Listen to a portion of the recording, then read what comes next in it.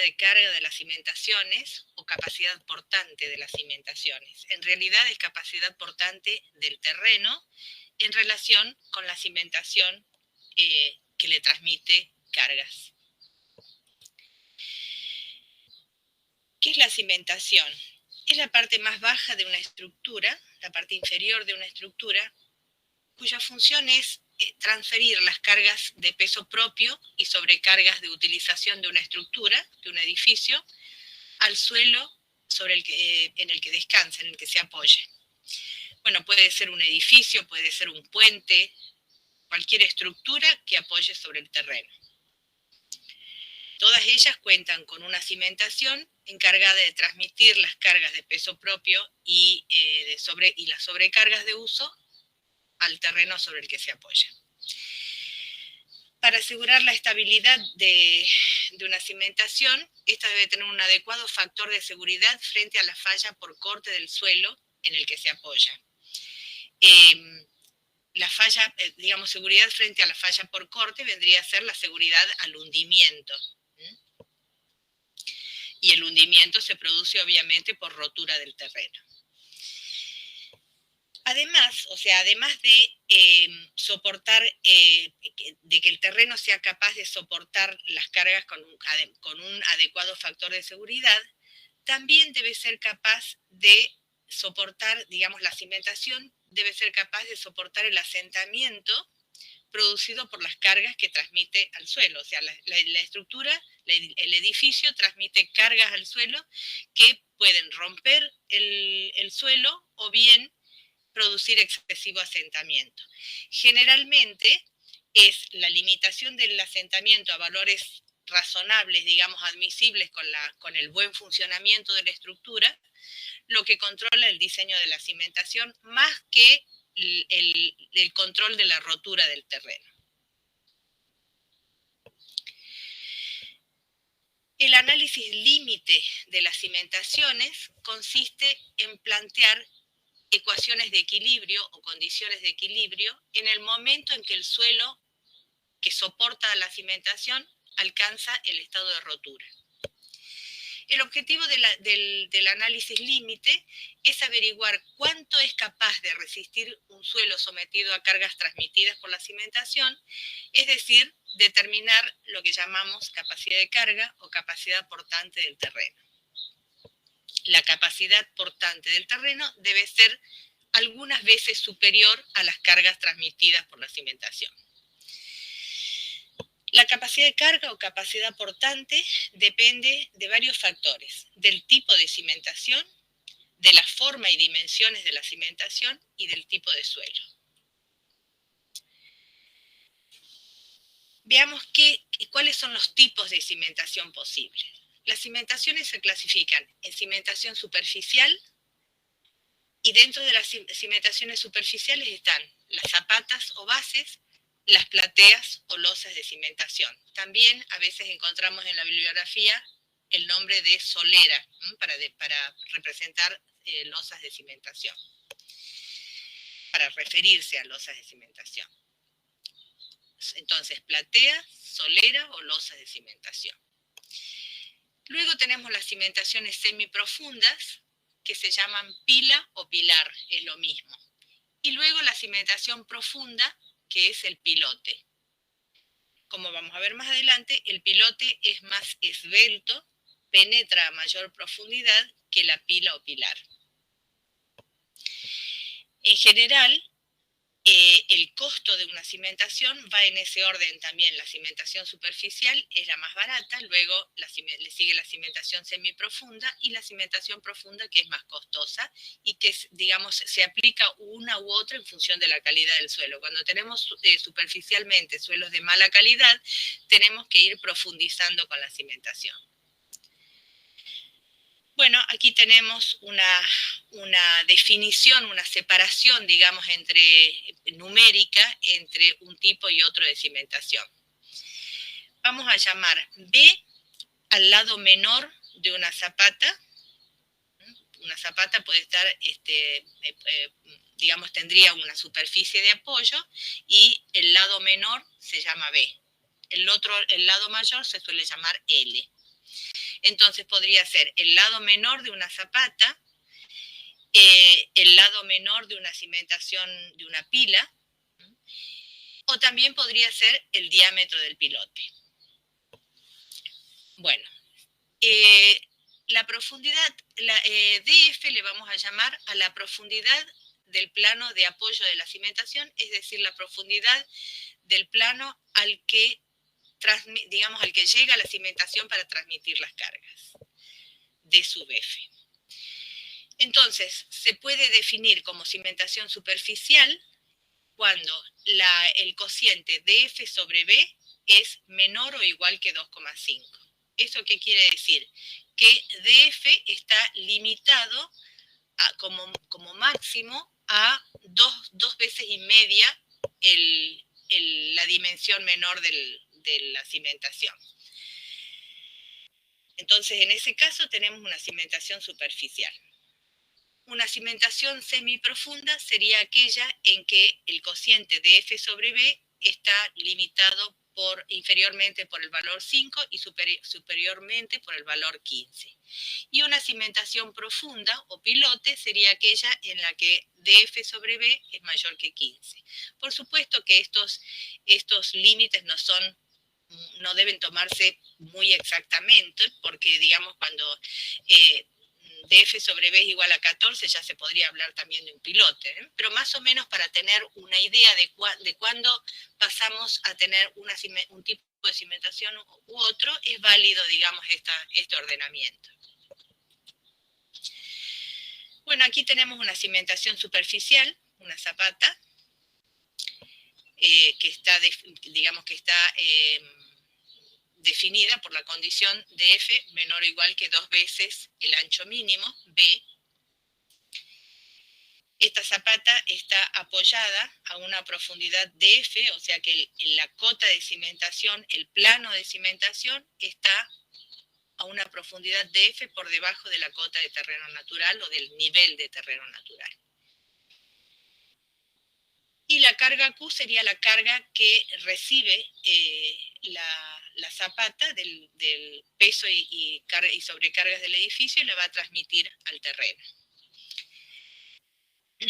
Esta carga podría ser, si es una zapata individual, ya vamos a ver los diferentes tipos de zapatas, sí, pero en principio, digamos, si se trata de una zapata individual, esta carga Q es puntual, por ejemplo, en toneladas. Si se trata de una zapata que se extiende, que digamos que es muy larga, que tiene un ancho B y tiene una longitud L muy larga, entonces esta carga se la representa como una carga por metro de desarrollo de la zapata, carga lineal. La carga unitaria o presión será la carga Q dividida en el área. Si se trata de una zapata individual, el área va a ser B por L, siendo L una longitud relativamente corta, y la presión que va a transmitir la zapata al plano de contacto va a ser Q sobre B por L.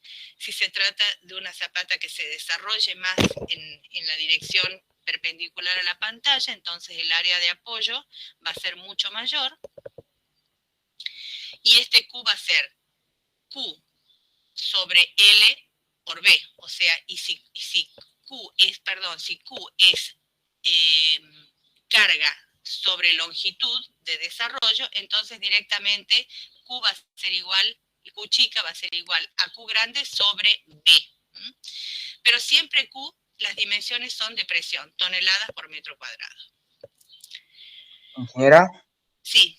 Y ahí cuando tenemos una zapata, sería la suma de todas las cargas que llegan. Exacto. Ustedes en el proyecto integrador, uno de los trabajos que tienen que hacer es determinar el peso propio de la estructura y las cargas que, digamos, que se dirigen hacia una columna, digamos, desde los pisos superiores a los pisos inferiores, y además sumarle cargas de utilización, de uso del edificio. Esa carga que recibe la columna va a ser, cada columna del edificio va a ser este valor de Q. ¿De acuerdo? Sí, mi duda era, por ejemplo, si tenemos una zapata, la carga de presión o carga unitaria, Q chica igual sería Q grande sobre la área y Q mayúscula sería la suma de todas las cargas que aportan a esa zapata. Es exacto, Bien, gracias. sí. Bueno, si a esa zapata la sometemos a presiones crecientes y dibujamos lo que se llama curva de asentamientos, es decir, los asentamientos que se producen, el descenso del plano de apoyo que se va produciendo por compresión del terreno, por consolidación del terreno, y lo diagramamos a ese asentamiento en función de las presiones crecientes, vamos a tener dos tipos de comportamientos según que el suelo sea denso o rígido o sea suelto o blando. Ya saben que suelo denso se refiere a suelo granular y suelo rígido se refiere a suelo cohesivo. También se puede decir duro, es sinónimo rígido de duro. Y suelo suelto o flojo se refiere a suelo granular y suelo blando se refiere a suelo cohesivo. Si tenemos un suelo denso o rígido, la curva de asentamientos, los asentamientos están en el eje vertical, o sea, en las ordenadas, y las cargas crecientes, las presiones crecientes están en el eje de abscisas.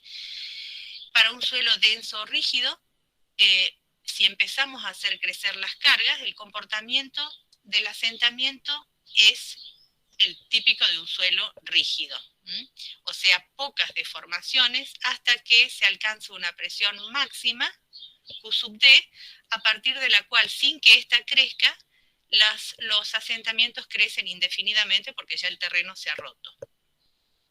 Entonces, Q sub D, que es la abscisa para la cual la curva de asentamiento toma una tangente vertical, sería la capacidad de carga de la cimentación. En cambio, si el suelo es suelto o blando, a medida que empieza a crecer la presión, ya se notan asentamientos más o menos importantes, ¿no? Porque el suelo es muy deformable, y llega un momento en que a partir de un punto, digamos, la curva se transforma en una recta muy empinada. En este caso de suelo suelto o blando, la capacidad de carga no está tan definida, no está bien definida como en el caso del suelo denso o rígido. Entonces, convencionalmente se la toma como la abscisa del punto a partir del cual el asentamiento se transforma en una recta empinada. O sea, este punto. Hasta aquí tenemos una curva y a partir de aquí tenemos una recta. Entonces, en ese punto es donde convencionalmente se considera que tenemos la capacidad de carga de la cimentación. Bueno, vamos a ver ejemplos de cimentaciones superficiales. Habíamos dicho que las cimentaciones superficiales eran zapatas o losas de cimentación. Aquí tenemos una zapata que recibe una única columna, entonces es una zapata aislada, zapata individual, se puede encontrar también en la bibliografía. La zapata aislada puede ser, según la relación de lados, puede ser cuadrada, rectangular o circular. La zapata cuadrada va a tener un ancho B, ancho mínimo B, y un lado L igual al ancho B. La zapata rectangular tendrá un lado mínimo B y un lado mayor L. Esta es una zapata continua o corrida en la que tenemos claramente diferenciados el ancho mínimo B, siempre llamamos B al ancho mínimo. Tenemos bien diferenciado el ancho mínimo B del largo L, que suele ser bastante mayor. Y la característica es que recibe la carga de varias columnas. Generalmente, estas columnas se vinculan a través de una viga de cimentación y la viga de cimentación está parcialmente embebida en la zapata. Aquí también tenemos una zapata continua o corrida. La diferencia es que en lugar de recibir cargas puntuales de las columnas, reciben una carga lineal del muro. Y esta es una platea, losa de cimentación, una solera, que se caracteriza por tener grandes dimensiones en las dos direcciones. La platea de cimentación se utiliza cuando el terreno tiene una capacidad portante muy reducida y, digamos, las dimensiones de las zapatas necesarias hacen que se toquen prácticamente, con lo cual se decide hacer una única losa que tiene la característica de que está rigidizada por un entramado de vigas que se cruzan generalmente en los puntos donde se insertan las columnas. Aquí están las vigas en un sentido, vigas de cimentación, y en el otro sentido también tienen vigas de cimentación. Bueno, acá se ve como que están intermedias, pero realmente es generalmente el entramado de vigas tiene donde, digamos, en los puntos de cruce es donde se insertan las columnas.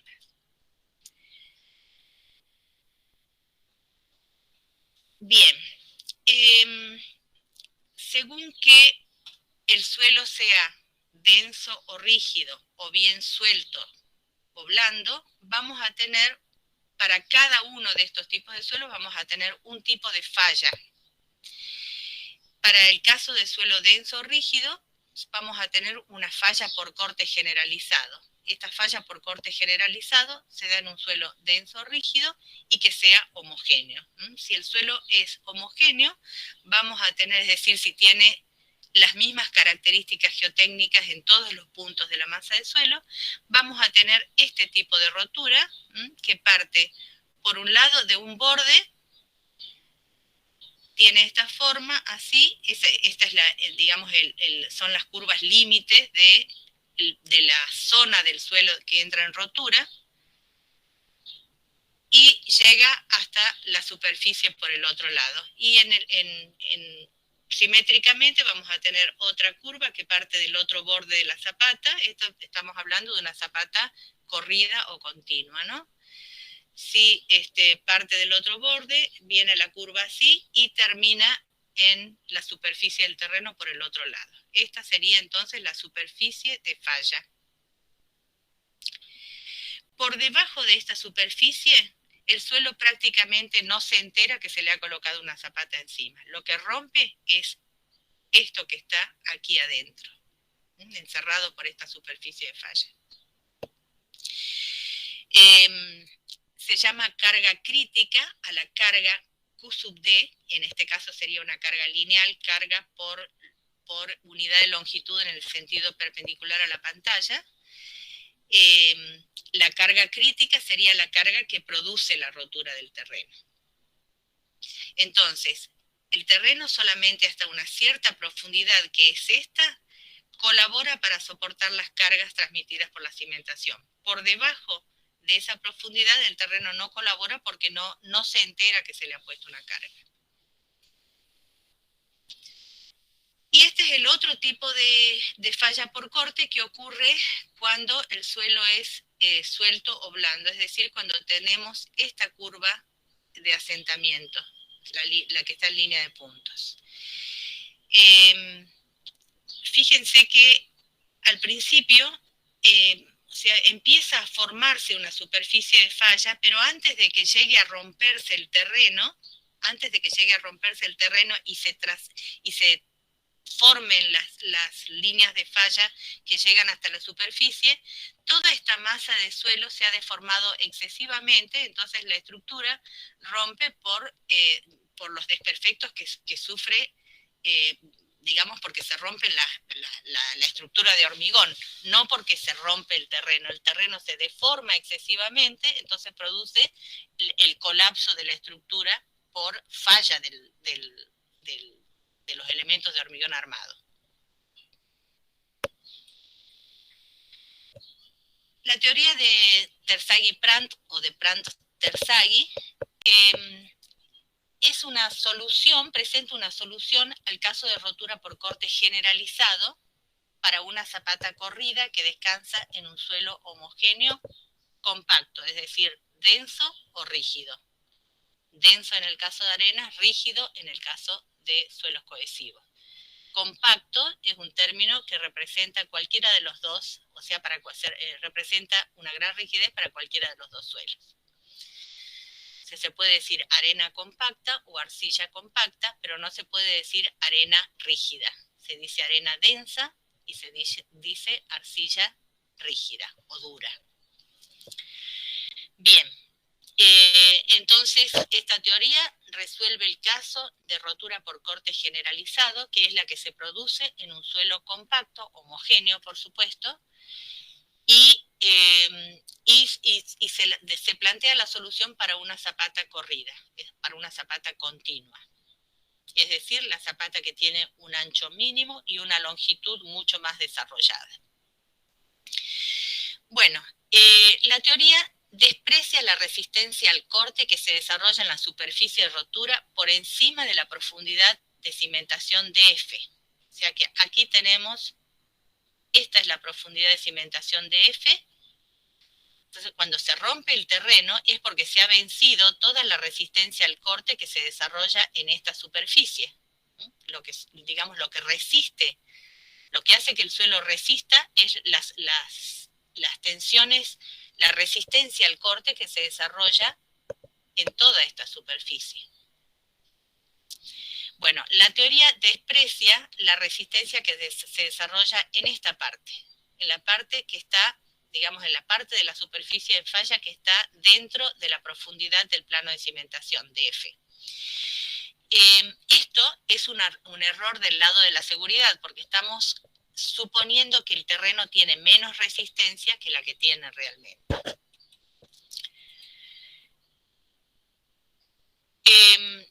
Además, el peso situado por encima de la cota de cimentación se sustituye por una sobrecarga uniforme que es igual al peso unitario del terreno que está por encima del plano de cimentación multiplicado por el espesor, que es precisamente la profundidad del plano de cimentación. Estas son simplificaciones que se hacen para desarrollar la teoría, para que, digamos, el planteo de la teoría resulte más fácil. Bueno, se supone además que la zapata corrida, en un primer momento se supone que la zapata corrida descansa en la superficie de un suelo que no tiene peso, pero sí posee cohesión y fricción. Lo que hace la teoría es superponer diferentes efectos bajo diferentes condiciones. El primer efecto va a ser el debido a, o uno de los efectos va a ser el debido a una carga que está apoyada sobre el plano de cimentación y que está a ambos lados de la zapata, que sería gamma por DF. El segundo efecto sería el que ocurre para un suelo que no tiene el suelo por debajo del plano de cimentación, que no tiene peso, pero sí posee cohesión y fricción. Y hay un tercer efecto que sería el de un suelo con peso, o sea, gamma distinto de cero, que tiene fricción, pero no tiene cohesión. O sea, se hacen estas hipótesis para no superponer dobles efectos, digamos. Lo único que no puede ser siempre cero es phi, y ya vamos a ver por qué. Estamos hablando de capacidad portante a largo plazo. Bueno, entonces, en el primer efecto, que sería suponer una zapata rígida que descansa sobre la superficie de un terreno sin peso, es decir, que se apoya sobre un terreno que no tiene peso, pero que sí posee cohesión y fricción, la forma de rotura es parecida a la que hemos visto antes y se desarrollan en ella 5 zonas. Aquí está, bueno, ya hemos dicho que se desprecia la resistencia al corte actuante en esta parte de la superficie de falla. Se supone que las cargas que están por encima del plano de cimentación, que es que está a una profundidad de F, estas cargas se las reemplaza por Q igual a gamma por D, con lo cual se considera que la zapata apoya en la superficie del terreno y que además a ambos lados de la superficie del terreno tenemos cargas iguales a gamma por df. Cuando el terreno no tiene peso, pero sí tiene cohesión y fricción, entonces la forma de rotura es esta y se diferencian cinco partes, digamos, en el volumen de suelo que rompe. Esta superficie de falla limita a una masa de suelo que está toda plastificada, toda rota, es decir, se han formado fisuras, planos de falla en su interior. La zona 1 es esta, se considera que está en estado elástico, no llega a romper. ¿Por qué? Porque las tensiones cortantes, la resistencia al corte que se desarrolla aquí entre la zapata y este volumen de suelo, hace que esta masa actúe solidariamente con la zapata como si fuera parte de ella, y no entra en estado de falla. Sin embargo, las zonas 2 y las 3 están completamente falladas y son simétricas además. Si el terreno es homogéneo, la forma de rotura es simétrica. Estas zonas 2 se dice que están en estado de corte radial, son zonas de corte radial, porque en ellas se desarrollan planos de falla radiales que parten del borde de la zapata, lo mismo acá, planos de falla radiales que parten del borde de la zapata, y además hay otra familia de planos de falla que son curvas, y son curvas, son espirales logarítmicas, parten del borde y a medida que va aumentando el radio,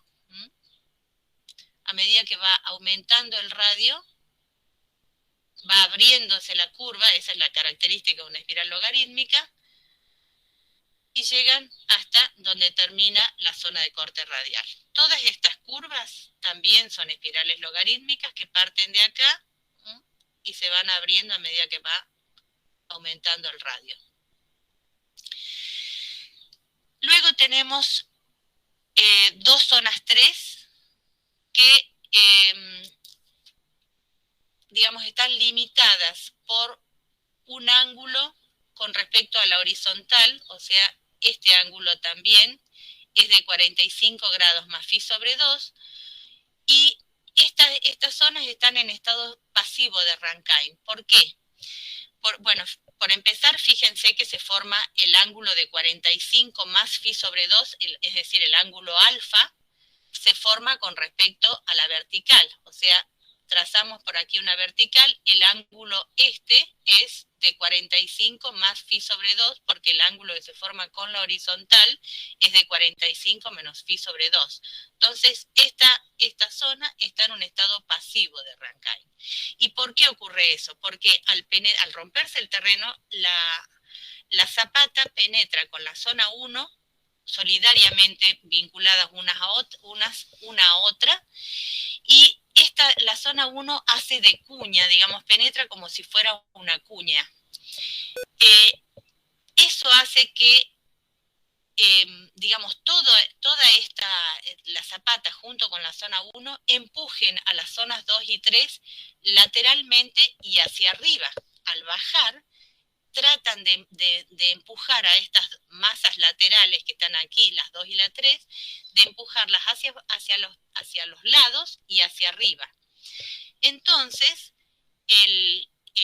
este suelo, digamos, responde, digamos, tratando de oponerse a ese desplazamiento con su peso propio. Y eso hace entonces que estas zonas estén comprimidas. Por eso es que tenemos estado pasivo de Rankine. Bien, otra característica es siempre hablando de que el peso unitario es 0, es decir, el peso unitario de todo este terreno que recibe la cimentación vale 0, pero tiene cohesión y fricción. Eso es lo que hace que la forma de rotura sea esta que estamos viendo. Otra característica de la zona 1 es que está limitada por dos superficies que son planos, digamos, que forman un ángulo de 45 más phi sobre 2 con la horizontal.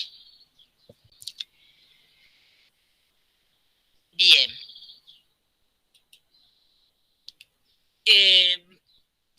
Bueno, esto es lo que les estaba explicando, la zona 1, que se comporta solidaria con la zapata, las zonas 3 que están en estado pasivo de Rankine.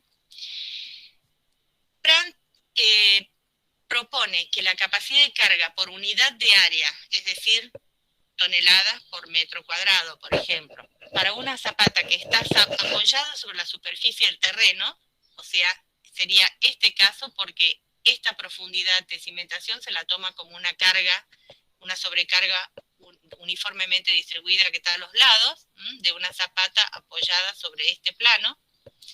Entonces, Brandt propuso para ese caso que la capacidad de carga que corresponde, digamos, que soporta a la zapata es Q sub D igual a NC por C. Esta es la capacidad de carga aportada por el terreno sin peso que recibe a una zapata que está apoyada sobre la superficie del mismo. Entonces, el terreno responde con una resistencia, con una capacidad aportante igual a NC por C. C sería la cohesión y NC es uno de los coeficientes de capacidad de carga, hay otros, es un coeficiente de capacidad de carga que depende exclusivamente del ángulo de fricción interna. Por eso es que phi tiene que ser distinto de 0, y lo mismo C. Si alguno de los dos es igual a 0, entonces no tenemos respuesta del terreno y la cimentación se hunde. Bueno, Brandt desarrolló digamos, esta expresión y encontró que el término NC es igual a cotangente de phi multiplicado por E a la pi tangente de phi por tangente cuadrado de 45 más phi sobre 2 menos 1. Recuerden que cotangente de phi también se puede expresar como 1 sobre tangente de phi, o sea que NC también se podría expresar como toda esta expresión entre corchetes dividido en tangente de phi. Por eso es indispensable que phi sea distinto de 0, porque si no tendríamos un denominador 0. Además, si sobre el plano de cimentación y a ambos lados de la zapata actúa una sobrecarga uniformemente distribuida, se reemplaza la profundidad del plano de cimentación por la carga distribuida Q igual a gamma por df, entonces Reisner dio otra solución para el aporte que representa la existencia de esa carga. Esa carga, digamos, el hecho de que la zapata penetre en el terreno hace que haya un mayor aporte de capacidad de carga que está dado por el término de Reisner. Q sub D igual a NQ por Q. Y determinó Reisner que NQ tiene esta expresión. Por lo tanto, si comparamos esta expresión con NC, NQ es otro factor de capacidad de carga, vamos a tener que esta parte es igual a esta parte entre paréntesis de NC. Entonces podemos expresar que NC es cotangente de phi por NQ menos 1. Entonces, ¿cómo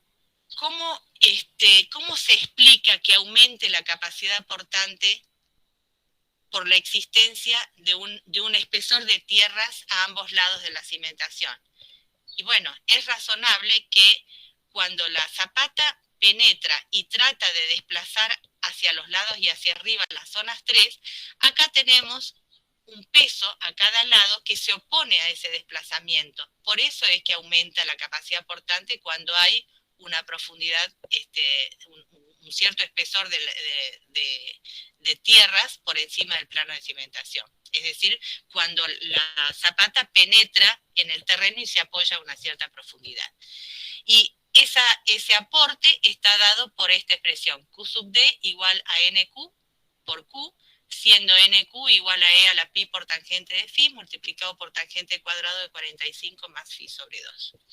Y la relación entre NC y NQ estaría dada por esta expresión.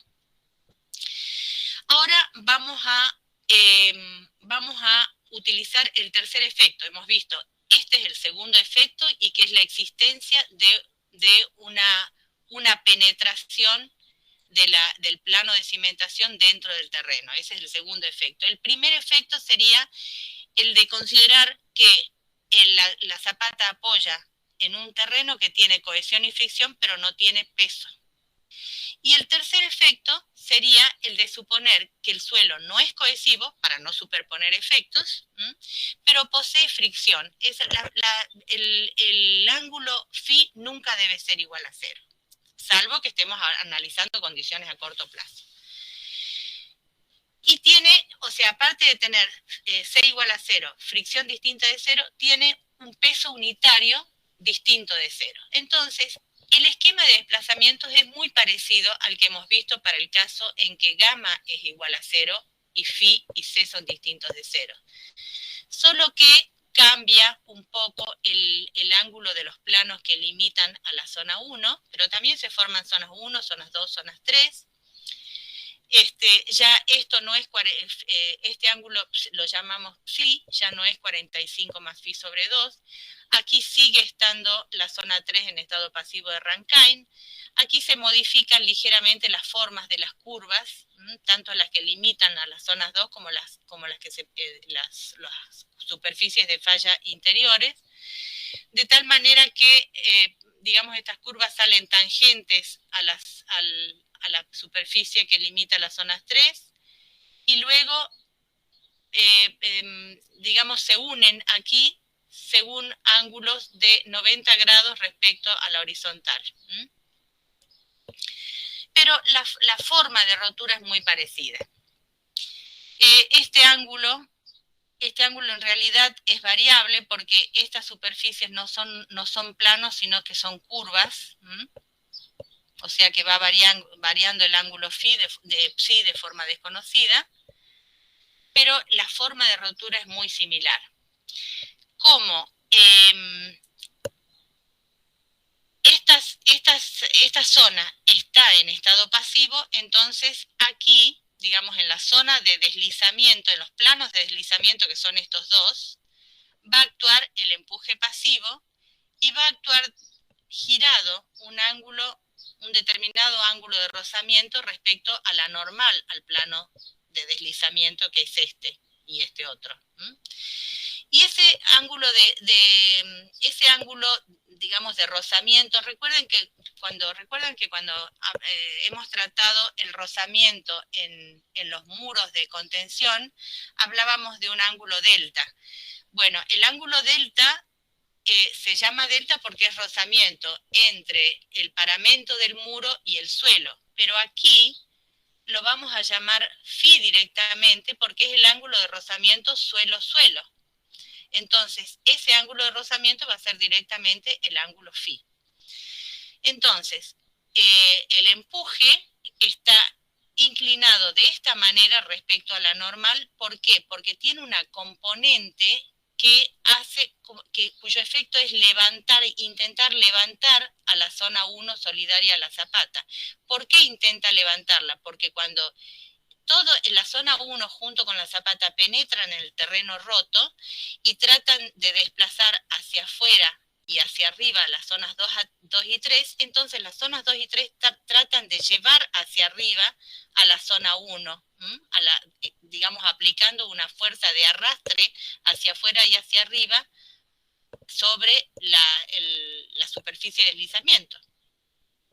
Y por eso es que existen estas componentes con este sentido hacia arriba del empuje pasivo. Y eso ocurre de forma simétrica. Aquí también ocurre lo mismo. El ángulo psi que se forma entre el horizontal y el plano de deslizamiento también se forma entre la vertical y la normal al plano de deslizamiento. Entre la vertical y la normal al plano de deslizamiento. O sea que este sería, por lo tanto, el empuje pasivo forma un ángulo psi menos phi con respecto a la vertical. El empuje pasivo, en este caso, como está proporcionando estabilidad a la cimentación, se llama resistencia pasiva. Recuerden que lo hemos llamado así también cuando en el caso del empuje activo de un muro de cimentación, de un muro de contención que se va hacia afuera, si está empotrado, empuja al terreno que está en la base sobre el lado de afuera, y este terreno reacciona con un empuje pasivo que se llama resistencia pasiva porque contribuye a la estabilidad. Bueno, en este caso también el empuje pasivo contribuye a la estabilidad y por eso se llama resistencia pasiva. Bueno, vamos a plantear, en esta situación vamos a plantear ecuaciones de equilibrio vertical. Una ecuación de equilibrio vertical. Estamos en la hipótesis esta de que gamma es distinto de 0, phi es distinto de 0 y c es igual a 0.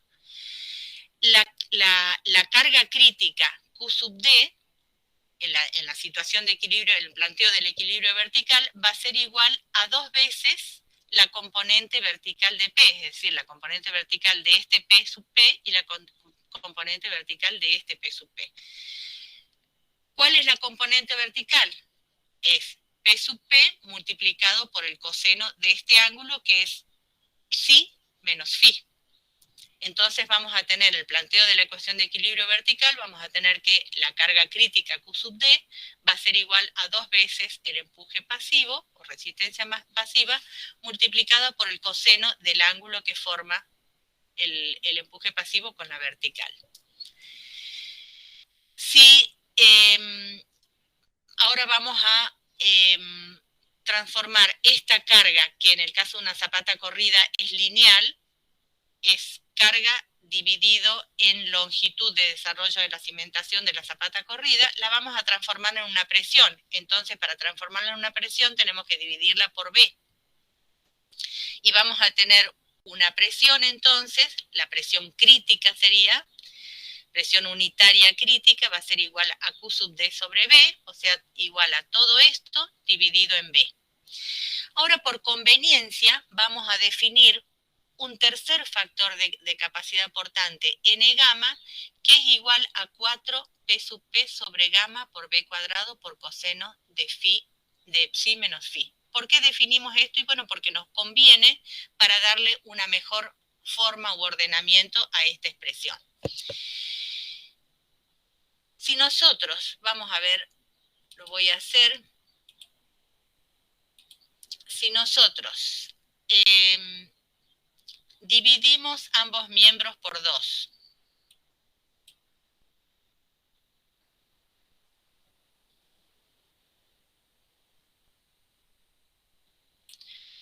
Y multiplicamos ambos miembros por gamma y por B,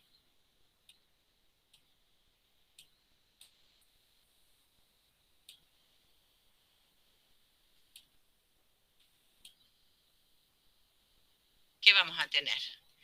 Que este 4 se transforma en 2 porque lo simplificamos con este 2. Entonces se transforma en 1.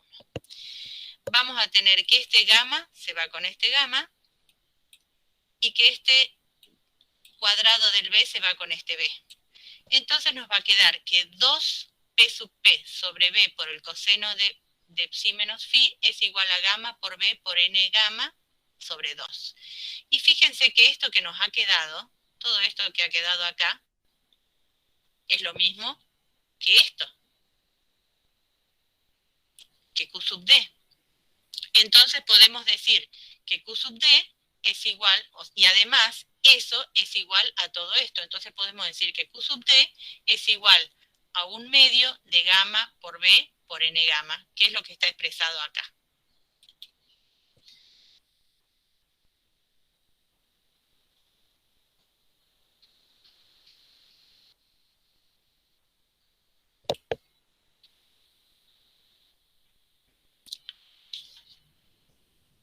Perdonen chicos, pero había puesto el cuenta atrás para no pasarme de las 2 horas y darles un descanso. A ver, son 49. Vamos a poner 1 hora 10. Perdonen, ¿no?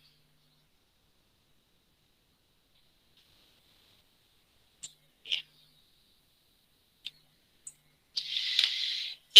Bueno, entonces llegamos a esta expresión, que la carga crítica es igual a un medio de gamma por B y por N gamma.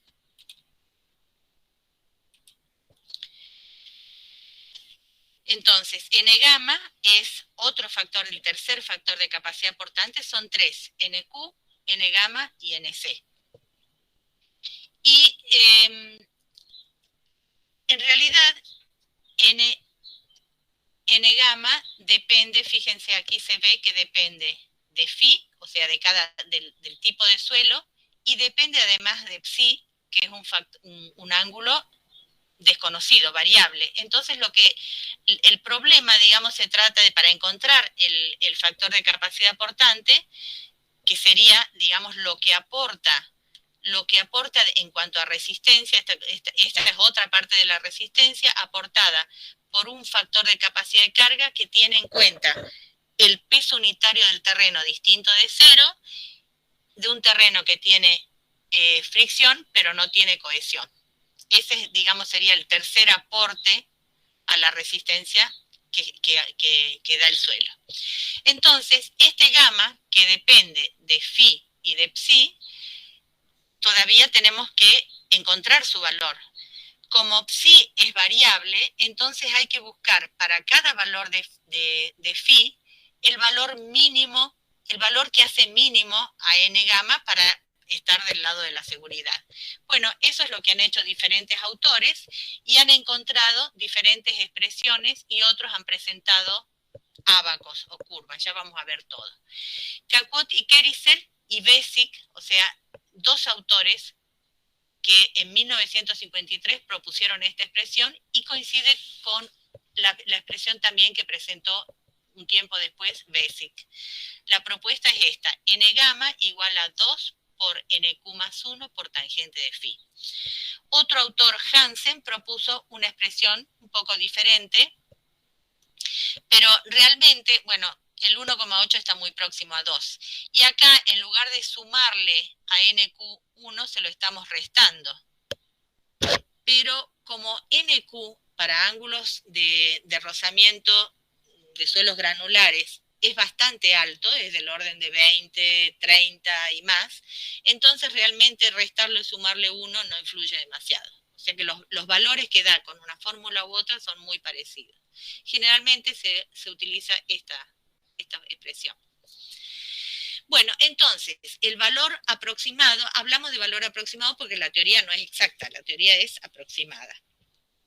Entonces, el valor aproximado de la capacidad portante del terreno que aporta la teoría de Terzaghi-Prandtl para una zapata corrida de ancho B y profundidad del plano de cimentación de F,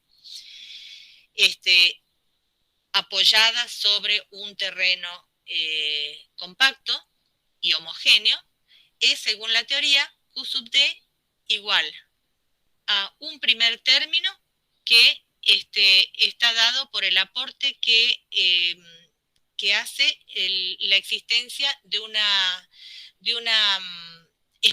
espesor de tierras por encima del plano de cimentación. Otro aporte que hace el peso del terreno por debajo del plano de cimentación, gamma 2 es el peso específico del terreno que está por debajo del plano de cimentación, y otro aporte que hace la cohesión. Como les decía, las hipótesis nunca deben considerar phi igual a 0 porque entonces estaríamos suprimiendo uno de los términos porque los n dependen exclusivamente de phi, del ángulo de rozamiento.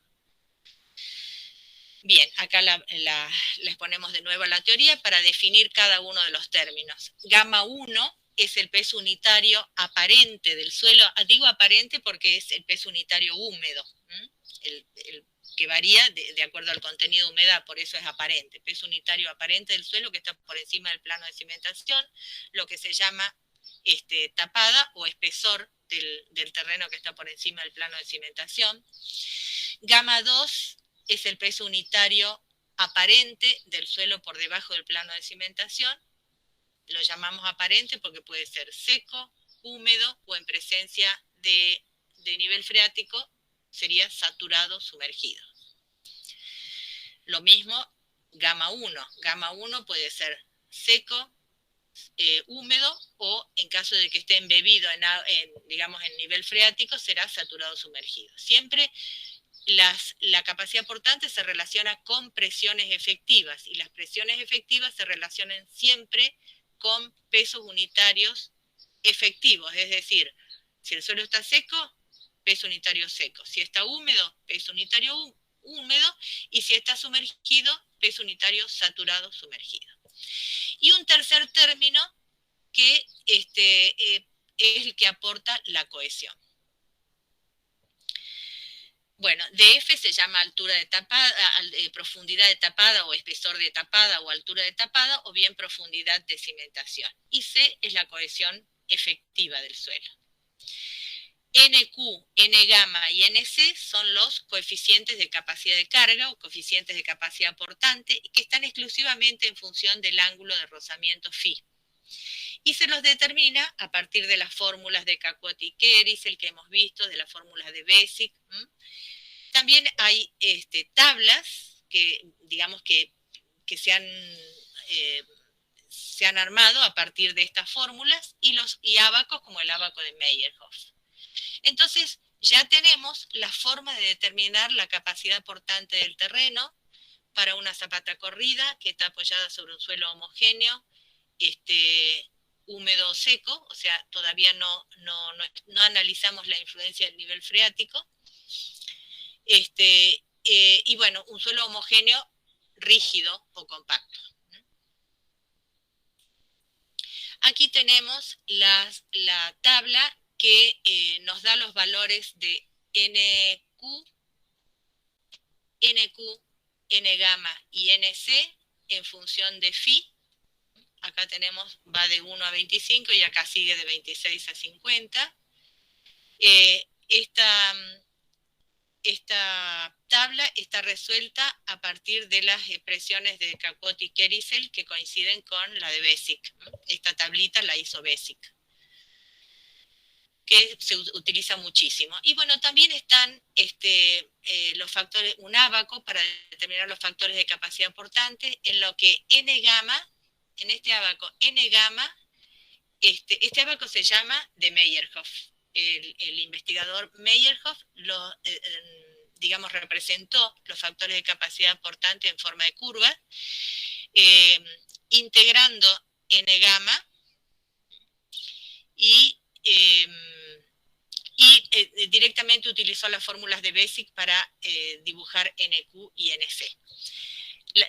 Lo que por ahora vamos a tener en cuenta son las líneas llenas estas. Ya vamos a ver qué significan estas líneas de puntos. Este gráfico lo vamos a volver a ver al ábaco de Meyerhoff. Bien, habíamos visto hasta ahora que cuando el suelo es denso o rígido, la forma de rotura es esta, y la curva de asentamientos tiene una tangente vertical cuya abscisa es la capacidad portante del terreno. En cambio, si el suelo es suelto o blando, no tiene una superficie de falla definida como en el caso anterior, sino que directamente hay una zona de plastificación del terreno donde se producen excesivos asentamientos que hacen que colapse la estructura. En ese caso, la curva de asentamientos no aporta un valor bien definido de la capacidad portante, y lo que se hace es tomar, convencionalmente, digamos, tomar el punto que corresponde a la curva, digamos, cuando comienza a hacerse recta. Bueno, aquí veíamos cómo era la curva de asentamiento. En el caso, entonces, bueno, y lo que aporta la teoría de Terzaghi-Prant es la capacidad portante Q sub D para este caso, de suelo denso o rígido. Siempre estamos hablando de suelos homogéneos, ¿no? Cuando el suelo es suelto o blando, que sería este el caso, ¿cómo hacemos para determinar Q'(D)? Bueno, en base a la teoría, adaptamos la teoría de Terzaghi-Prant con las siguientes consideraciones. En lugar de C, se va a tomar C asterisco, es decir, vamos a calcular a partir de los valores dados por el laboratorio de suelo, sabiendo que el suelo es blando, lo que hacemos es minorar el valor de C aportado por el laboratorio en un coeficiente igual a 2/3, entonces 2/3. Entonces, C asterisco es igual a 2/3 de C. Y la tangente de phi asterisco va a ser igual a 2/3 por la tangente de phi. Fíjense que nunca afectamos directamente al ángulo phi por coeficientes de minoración, sino a la tangente del ángulo phi, porque la tangente del ángulo phi es un número adimensional, en cambio phi es un número dimensional y en grados. Bueno, entonces vamos a calcular la capacidad portante con valores minorados de la cohesión y de la fricción de esta manera. Con ese valor minorado de phi asterisco vamos a determinar a través de las fórmulas n asterisco q, n asterisco c y n asterisco gamma, y es lo que vamos a introducir en la expresión de Terzaghi-Prand para zapatas corridas. Y además, aquí en lugar de poner C, vamos a poner C asterisco, es decir, 2/3 de C. Entonces nos va a quedar esta expresión válida para suelos sueltos o blandos. Es la teoría de Terzaghi-Prand adaptada al caso de rotura por corte localizado que ocurre en suelos sueltos o blandos. Bien, y otra forma de calcular los factores de capacidad portante para el caso de suelos blandos va a ser entrar con los valores de phi, siempre entramos con los valores de phi a esta tabla, llegamos a la curva, este ábaco, llegamos a la curva que corresponde y bajamos para determinar el factor de capacidad portante que corresponde. En el caso de suelos blandos vamos a utilizar estos valores, estas curvas en líneas de trazo para determinar NQ asterisco, N gamma asterisco y NC asterisco. Pero ¿con qué valor de phi vamos a entrar? ¿Con el valor minorado? No. Aquí dice claro, las líneas de trazo corresponden a rotura por corte localizado, suelos sueltos o blandos. Cuando es este el caso, para obtener los valores de capacidad portante a través del ángulo del ábaco de Meyerhof, vamos a entrar con el valor real, no minorado, del ángulo de rozamiento. O sea, el valor aportado por el laboratorio, no el phi asterisco, sino el valor aportado por el laboratorio, entramos con ese hasta la curva que corresponda, NC asterisco, NQ asterisco, de ahí bajamos, o N gamma asterisco, y de ahí bajamos. Otra forma de hacerlo es entrar con el valor minorado de phi, pero ya no entrar a las curvas estas, líneas de trazo, entrar a las curvas directamente en línea llena. ¿De acuerdo? Entonces, hay dos formas de utilizar este ábaco. Si queremos utilizar las líneas de trazos, tenemos que entrar con el valor real de phi no minorado. Otra posibilidad es entrar con el valor de phi asterisco, es decir, el valor minorado, pero ir a las curvas en línea llena. Cualquiera de las dos formas debería dar los mismos valores de NC, NQ y N gamma. ¿Alguna pregunta?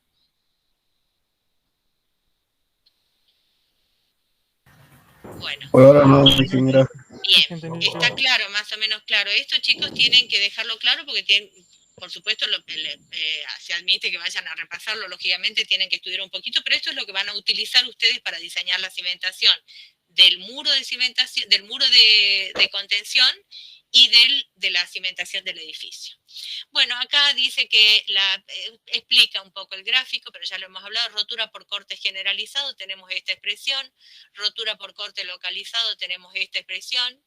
Fíjense cómo aquí introduce 2/3 de C y los factores de capacidad portante reducidos. Después dice para zapata cuadrada de ancho B, bueno, hay una formulita que ya la vamos a ver. Lo único que se hace es, en lugar de poner aquí 0,5 en este sumando, fíjense, en lugar de un medio, se reduce un poquito 0,4, eso para zapata cuadrada. Este 0,5 es para zapata corrida. Bien. Entonces, hasta ahora hemos visto cómo se obtiene la capacidad portante según la teoría de Terzaghi-Brandt para suelos secos o húmedos, ya sea compactos o sueltos o blandos. Pero capacidad portante a largo plazo, es decir, con C distinto de 0 y Φ distinto de 0. Cuando la arcilla está saturada, cuando el suelo de cimentación es una arcilla y está saturada, entonces también tenemos que hacer la verificación, no solo a largo plazo, sino la verificación a corto plazo, que digamos va a ser la situación que va a haber en los primeros tiempos de la obra antes de que se produzca el drenaje del suelo de cimentación debido al peso de la estructura. Entonces, en esa etapa hay que hacer también la verificación de determinar la capacidad portante a corto plazo. Ese sería el caso de rotura sin drenaje. Entonces, los parámetros de resistencia al corte en este caso van a ser Φ igual a Φ sub U igual a 0 y C igual a C sub U. Es decir, parámetros de resistencia al corte en términos de tensiones totales.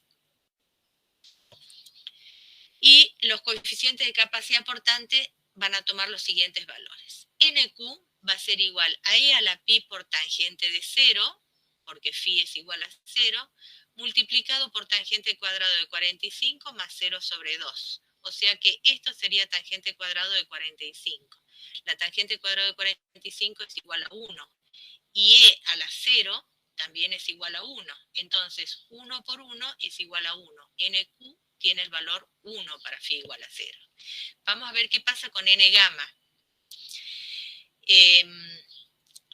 Va a ser, según la fórmula de Capot y Kerisel y también de Basic, lo toma como 2 por NQ más 1 por la tangente de 0. NQ ya habíamos visto que era igual a 1, entonces 1 más 1, 2. Por 2, 4, por 0, 0. ¿Y qué pasa con NC? Tenemos que esto es 1 sobre tangente de Φ. Y NQ para Φ igual a 0 es igual a 1. Entonces tenemos en el numerador 1 menos 1, 0. Y en el denominador, que teníamos tangente de Φ, la tangente de Φ es igual a 0. Entonces tenemos 0 sobre 0. Y da un valor indeterminado. O sea que la función NC, en función de Φ, no está definida para Φ igual a 0. Entonces, ¿qué hacemos para obtener el valor de NC para Φ igual a 0? Planteamos el límite de NC cuando Φ tiende a 0, que creo recordar, ustedes tendrán más frescos que yo el tema, que creo que el límite de NC para Φ tendiendo a 0 se lo determina como la derivada de NC, que al derivar se desaparece la indeterminación, entonces en la derivada se reemplaza Φ igual a 0 y se obtiene el valor de NC. Y esto ocurre, siempre se hace cuando la función no está definida, lo que se hace es calcular la derivada que en el punto donde queremos determinar la función, su valor coincide con la función. Entonces, lo que se hace es aplicar ese concepto y vamos a tener que NC, de esa derivada vamos a sacar que el valor de NC, de la función, digamos, es igual al valor de la derivada para Φ igual a 0 y es igual a 2 más pi. O sea, se transforma en un número real, 5,14. Pi 3,14 más 2 es 5,14. Por lo tanto, la expresión de Terzaghi-Brandt, que es esta, para Φ igual a 0 se transforma en, reemplazamos NQ igual a 1, N gamma igual a 0 y NC igual a 5,14, por lo tanto, este término se anula y acá tenemos gamma por D en el primer término y en el tercer término nos queda 5,14 por C sub U. Entonces, esta sería la capacidad portante, según la teoría de Terzaghi-Brandt, para el caso de verificación a corto plazo, es decir, en el caso de arcillas saturadas y rotura a corto plazo. Bueno, aquí pareciera, por esta expresión, pareciera que si nosotros queremos aumentar la capacidad portante a corto plazo, lo que podemos hacer es profundizar con el plano profundizar el plano de cimentación y irnos más abajo con el plano de cimentación, con lo que aumentaría D sub F y tendríamos una mayor contribución del suelo. Porque para un determinado suelo esto es igual a una constante, no depende de la profundidad, es un valor fijo. Sin embargo, vamos a demostrar ahora que eso no es así, que no sirve de nada profundizar el plano de cimentación y ya vamos a ver por qué. Por eso vamos a hablar de carga neta en ese caso, en arcillas saturadas en condiciones de rotura sin drenaje. Tenemos este esquema, donde tenemos una carga que viene de la edificación y que va a ser transmitida por la cimentación al terreno. Aquí tenemos la cimentación. La zapata, digamos, tiene un cierto espesor promedio que lo vamos a llamar H sub H, y se la construye excavando primero el terreno. Una vez que se ha hormigonado todo, se vuelve a llenar, y acá vamos a tener el terreno gamma 1, con un peso unitario gamma 1, y que tiene una profundidad H gamma. H gamma y H sub H, la suma de ambas es igual a DF. Esta cimentación está apoyada sobre un terreno homogéneo, digamos, que tiene un peso unitario gamma 1, que digamos, acá se ha compactado a la misma densidad que tenía el terreno antes de ser excavado, y por eso aquí gamma 1 es igual al peso unitario de la generalidad del terreno. Y también tiene una cohesión no drenada. Phi sub U es igual a 0. La carga unitaria última de la edificación, es decir, la carga unitaria mayorada de la edificación actuante en el plano de cimentación aquí, va a ser igual a este Q mayorado por un coeficiente de seguridad, porque son las cargas actuantes, las cargas que vienen de arriba son inciertas, digamos, no tenemos una total seguridad de su valor, ¿no? Porque puede haber unas cargas de utilización, de lo que sí podemos tener seguridad es del peso propio, pero las cargas de utilización pueden actuar mayores que las que hemos supuesto o menores. Entonces tienen una valoración incierta, y por eso es que se las afecta por un coeficiente de mayoración o coeficiente de seguridad. Entonces, la presión unitaria acá en la base, o sea, la presión de contacto última, va a ser igual a esta carga de edificación mayorada dividido, esta carga habíamos dicho que es lineal, es decir, una carga dividido en la longitud de desarrollo de la zapata corrida, de L, dividido en L.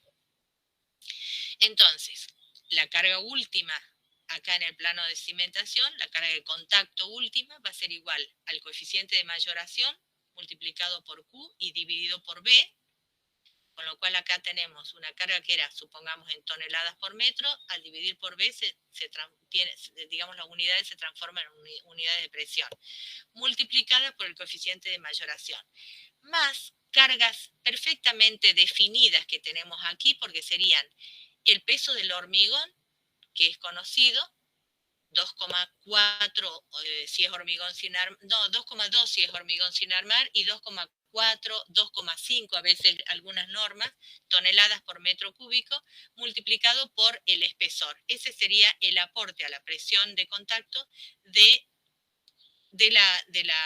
esta parte de la cimentación. Y más el peso del relleno que se ha vuelto a colocar aquí para tapar la excavación realizada en el momento, durante la construcción. Y esa presión que transmite este relleno va a ser igual al peso unitario del relleno gamma 1 multiplicado por el espesor del relleno que se coloca. Esas serían las cargas últimas que llegan aquí al plano de cimentación y son presiones de contacto últimas. Por otro lado, el terreno va a responder a esas cargas con al menos, como estas son cargas últimas, de edificación, el terreno debe responder con una capacidad portante unitaria que sea igual a esto para que se mantenga el equilibrio, que sea igual a esta expresión. ¿Y la capacidad portante esa cuál es? Ya habíamos visto que para situación a corto plazo es igual a gamma 1 por df más C sub U por NC. NC vale 5,14.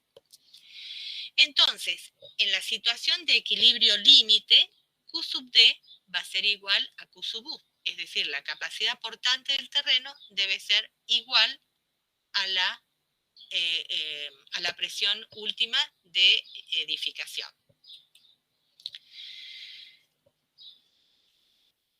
Vamos a hacer antes una hipótesis. Vamos a suponer que el peso unitario del hormigón es igual al peso unitario del relleno. Esto no es exactamente cierto, pero lo que estamos tratando de hacer es de demostrar una realidad. Entonces, ¿cuánto vale el peso unitario del hormigón? Habíamos dicho para el hormigón armado 2,4. ¿Cuánto puede valer el peso unitario del terreno? Un terreno saturado, 2, 2,2. O sea que está más o menos en ese orden. Si consideramos esta igualdad, el peso unitario del hormigón igual al peso unitario del relleno, entonces acá podemos sacar factor común gamma 1, porque hacemos gamma h igual a gamma 1, sacamos factor común gamma 1 y que multiplica a h sub h más h gamma. Pero h sub h más h gamma es d sub f, entonces por eso nos queda que la carga última de contacto, o sea, la carga última de edificación que viene de arriba y que llega al plano de contacto, es igual a F por Q dividido en B más gamma 1 por df. Habíamos dicho que igualábamos la capacidad portante del terreno a la carga última de edificación para plantear el equilibrio, y entonces nos queda que reemplazando la carga última que tenía esta forma, recordemos, bueno, acá está, tenía esta forma, y la carga de la capacidad portante del terreno tenía esta forma, entonces lo que hacemos es igualar carga última de edificación a capacidad portante del terreno. Y vemos que en ambos lados, en ambos miembros, está el término gamma 1 por df. Acá en cargas últimas de edificación surge de hacer esa suposición de que gamma del hormigón es igual al gamma del terreno, que son muy parecidos. Entonces, vemos que si profundizamos para aumentar la capacidad portante del terreno, también vamos a tener una mayor presión de contacto. Por eso es que se suprimen, por eso es que no tiene, esto demuestra, digamos, que no tiene sentido profundizar a la verificación de la capacidad portante a corto plazo, no es una solución aumentar la profundidad del plano de cimentación para lograr una mayor capacidad portante a corto plazo. Entonces, la conclusión es que cuando se hace la verificación de la capacidad portante en condiciones de rotura a corto plazo, es decir, sin drenaje, y qué es lo que se hace en suelos cohesivos saturados, el aumento de la profundidad de cimentación de sub F no representa un aumento de la capacidad portante del terreno. No representa prácticamente un aumento de la capacidad portante del terreno. Entonces, por eso es que hablamos de capacidad portante neta del terreno, que es igual a la capacidad portante total dada por la expresión de Terzaghi-Prant, es decir, esta, a la que se le resta el término gamma 1 por df, porque no representa, porque está incluido en la capacidad portante y en las cargas, en las presiones de contacto, en las presiones que vienen de la edificación y que se transmiten al terreno. Por lo tanto, hablamos de capacidad portante neta, que es directamente igual a NC por C sub U, es igual a 5,14 por C sub U. Toda esta demostración, desde acá, para lo único que sirve, chicos, es para demostrar que la solución de aumentar la profundidad del plano de cimentación en la verificación de la capacidad portante a corto plazo en suelos saturados no tiene sentido, no es una buena solución porque no aumenta la capacidad portante, porque si bien aumenta la capacidad portante total, también aumenta estas cargas que vienen de arriba, las cargas de contacto que vienen de arriba de la edificación, porque aumenta también el peso del relleno acá. Bien, ¿queda claro esto? Sí, ¿Hay alguna duda en este tema? Porque siempre hay confusiones al respecto.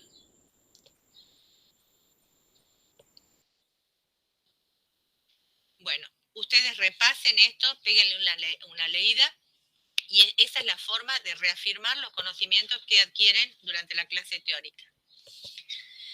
Bueno, ahora se presenta una fórmula que sirve para verificar la capacidad portante a corto plazo para zapatas rectangulares. La que hemos visto, esta que hemos visto es la capacidad portante neta, esta es la capacidad portante total, derivada de la teoría de Terzaghi-Prand para zapatas corridas. Skempton plantea una expresión para zapatas rectangulares que también se adapta a zapata corrida, en la que digamos, propone que la profundidad del plano de cimentación aporta un pequeño aumento de la capacidad portante. En lugar de 5,14, él considera que este factor vale 5, o sea que la capacidad portante neta, que en el caso de Terzaghi-Prand era 5,14 por C sub U, aquí le aumenta este factor de profundidad, que aumenta ligeramente el valor de la capacidad portante a corto plazo, pero que es válido hasta valores de df sobre b igual a 2,5. O sea, no se puede poner un valor mayor que 2,5 acá, que es el límite que corresponde a cimentaciones superficiales. Y este factor es el que tiene relación con la forma de la cimentación, que en este caso es cimentación aislada, digamos, una zapata aislada. Si nosotros queremos utilizar esta fórmula para zapatas corridas, lo que tenemos que hacer es L igual a infinito, por lo tanto B sobre L va a ser igual a 0, y vamos a tener que este factor se convierte en 1. Entonces, lo que quedaría sería la expresión de Skempton para zapatas corridas, con L muy grande, y que es la que sería comparable con esta de Terzaghi-Prand. Da valores ligeramente mayores. Si nosotros acá ponemos df sobre b igual a 2,5, este factor nos da 0,50, o sea que aquí tendríamos dentro del paréntesis 1,50, suponiendo que estamos hablando de zapata corrida, ¿no? O sea que este término lo hacemos igual a 1. Entonces aquí tendríamos para df sobre b igual a 2,5, tendríamos como máximo 1,5 multiplicado por 5 da 7,5, creo. Entonces, en lugar del 5,14 de Terzaghi-Prand, tendríamos 7,5 ligeramente superior.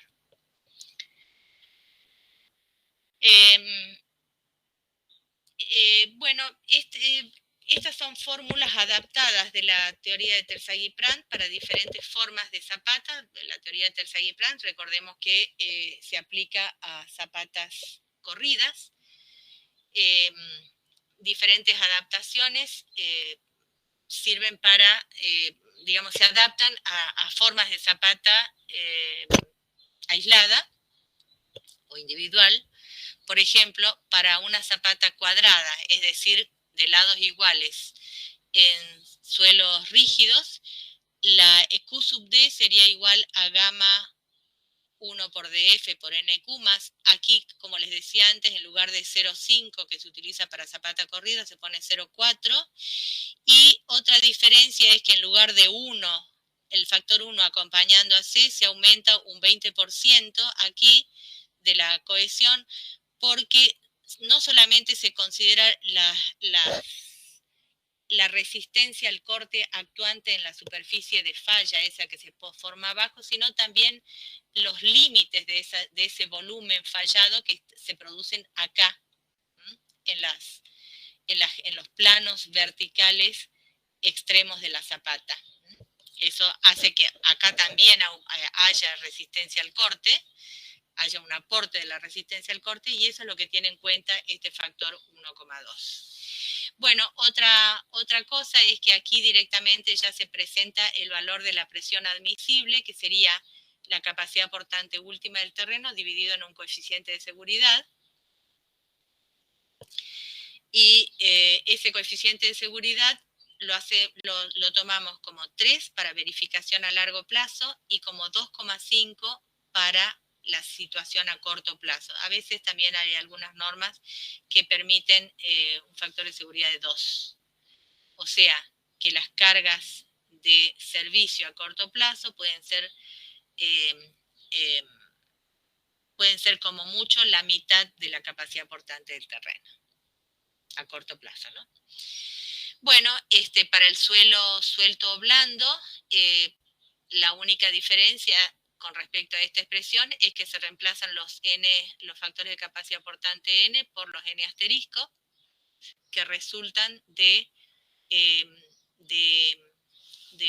valores minorados del ángulo de rozamiento, y aquí también minoramos la cohesión drenada, la cohesión efectiva, en el factor 2/3, es decir, 0,67 más o menos.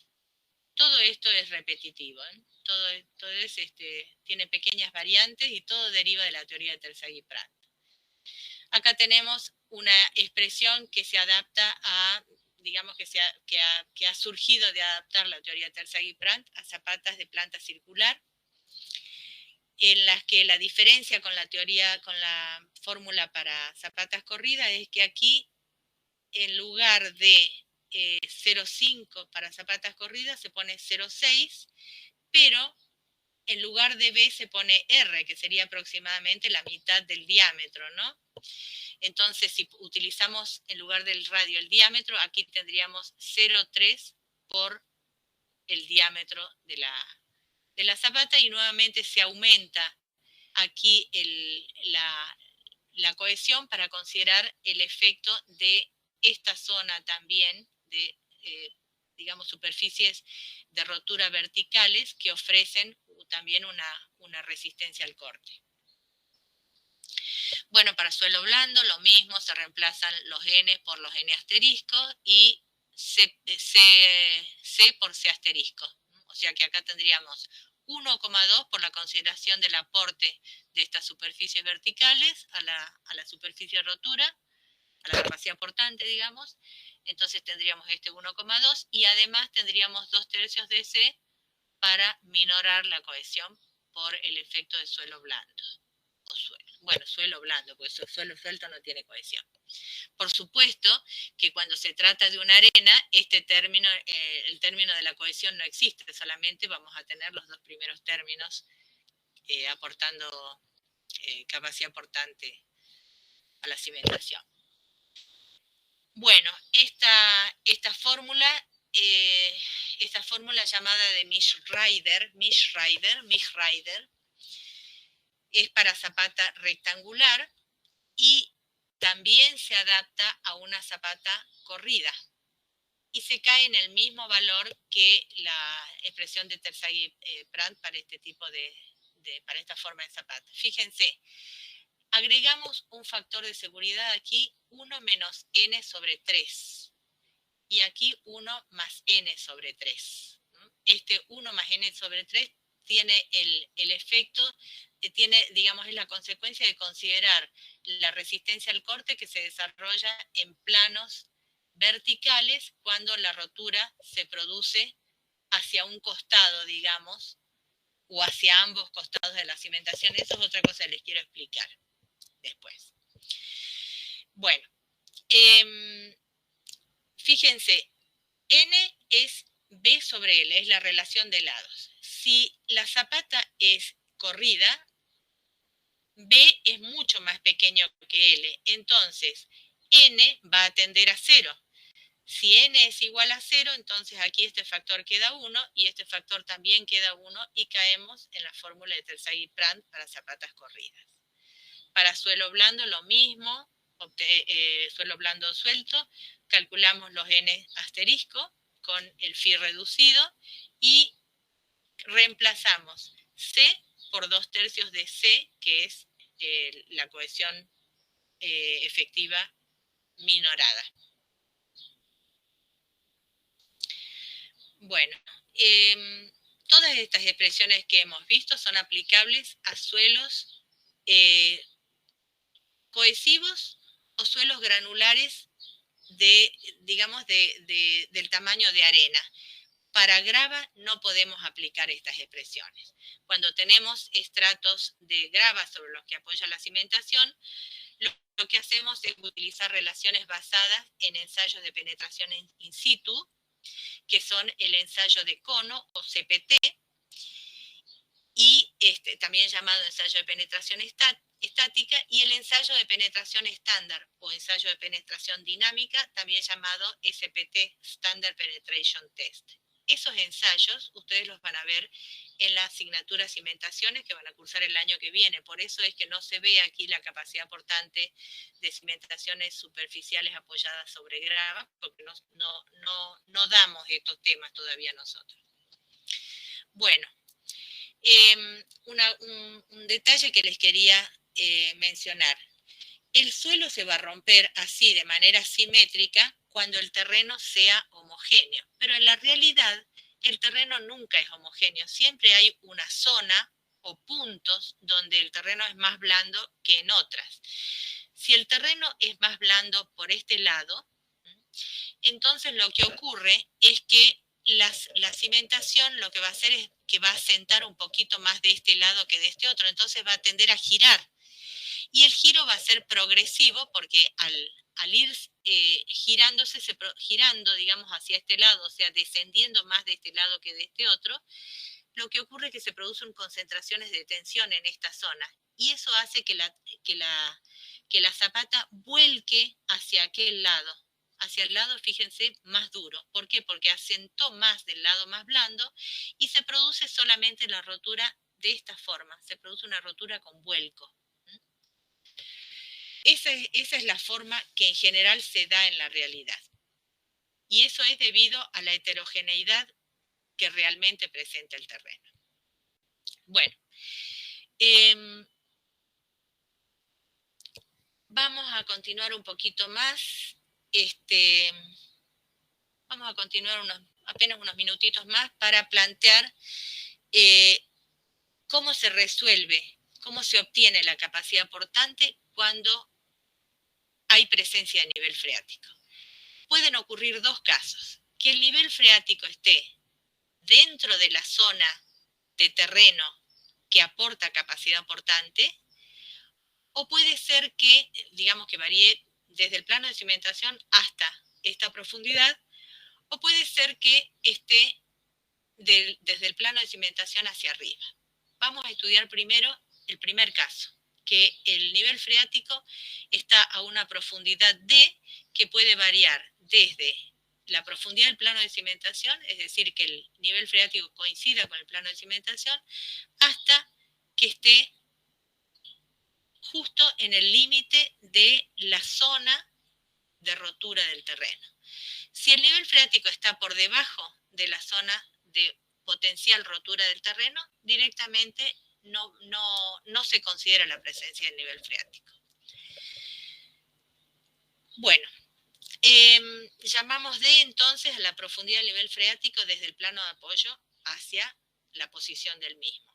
DF es la profundidad del plano de cimentación. Entonces vamos a tener este PAS es profundidad activa, que es el espesor de suelo que contribuye a aportar resistencia al corte, que es la resistencia que se desarrolla aquí en la zona de falla. El terreno que está por encima del plano de cimentación generalmente es de peor calidad, por eso nosotros para cimentar buscamos el comienzo del terreno de buena calidad. Entonces, gamma 1 suele ser menor que gamma 2. En el caso entonces en que el nivel freático esté por debajo del plano de cimentación, vamos a tener el peso unitario seco o húmedo del suelo,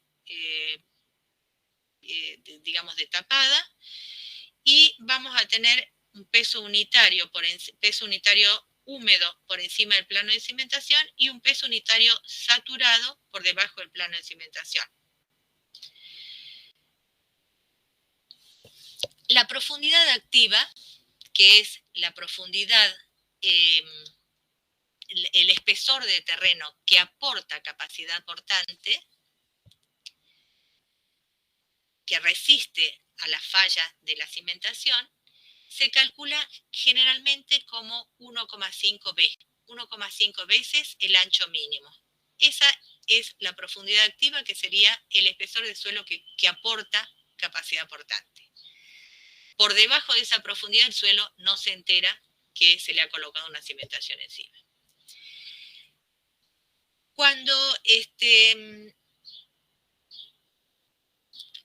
Bueno, para el suelo, entonces, para el suelo por encima del plano de cimentación vamos a tener gamma 1 como antes veníamos planteando.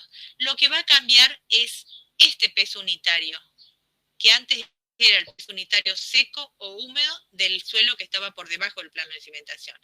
Ahora vamos a tener que calcular un peso unitario ponderado entre el peso unitario húmedo, que está por encima del nivel freático, y el peso unitario saturado sumergido, es decir, el que aporta presiones efectivas por debajo del nivel freático. Nunca peso unitario saturado, siempre peso unitario saturado sumergido. Y lo que vamos a hacer es entonces obtener un promedio ponderado entre estos dos gamas. Y entonces, ¿qué va a ser?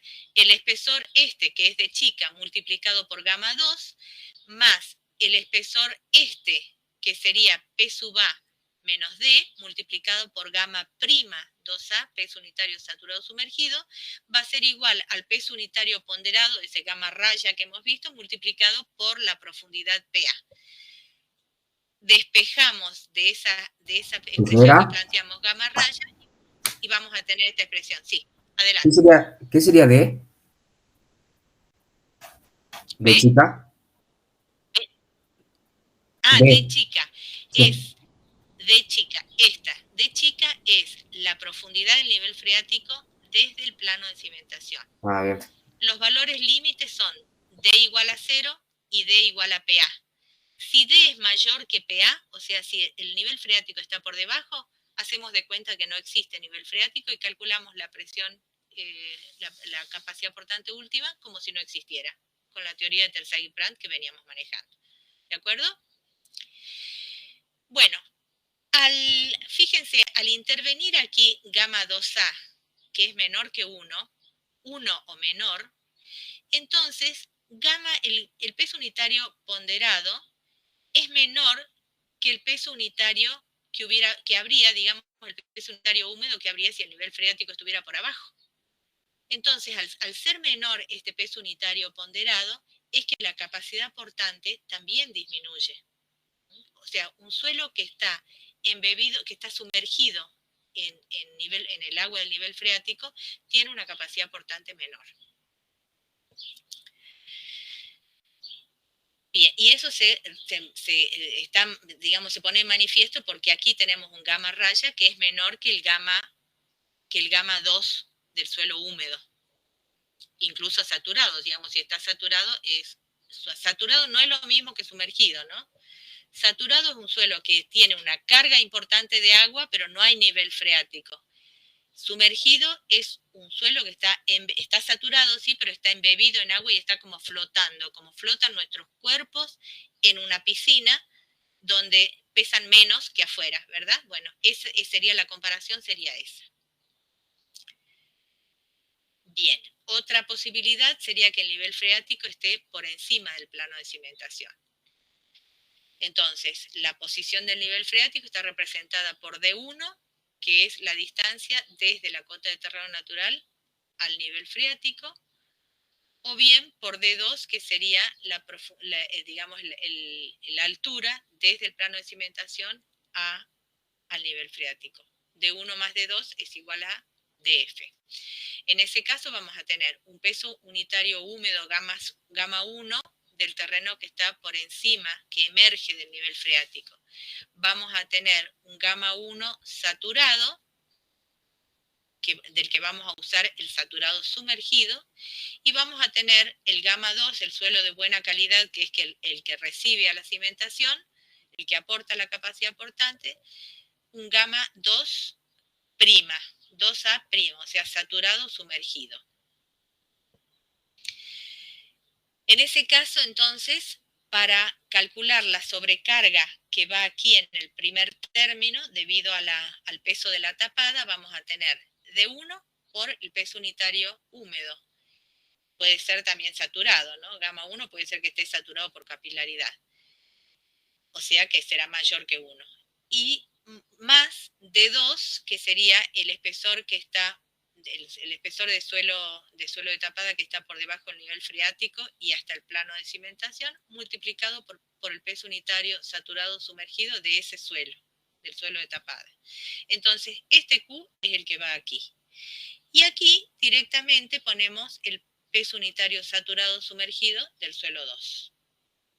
Recuerden que para la capacidad aportante a largo plazo nunca debemos considerar peso unitario saturado, sí peso unitario saturado sumergido. Eso para calcular capacidad aportante a largo plazo. La capacidad aportante a corto plazo, hemos visto que la capacidad aportante neta 5,14 por CSU, hemos visto que es independiente del peso saturado del suelo. No interviene el peso saturado en la fórmula. Bueno, vamos a dejar un poquito y vamos a empezar dentro de 15 minutos, chicos. Vamos a descansar aquí un poco, porque no falta mucho para terminar. Y vamos a seguir dentro de 15 minutos, van a ser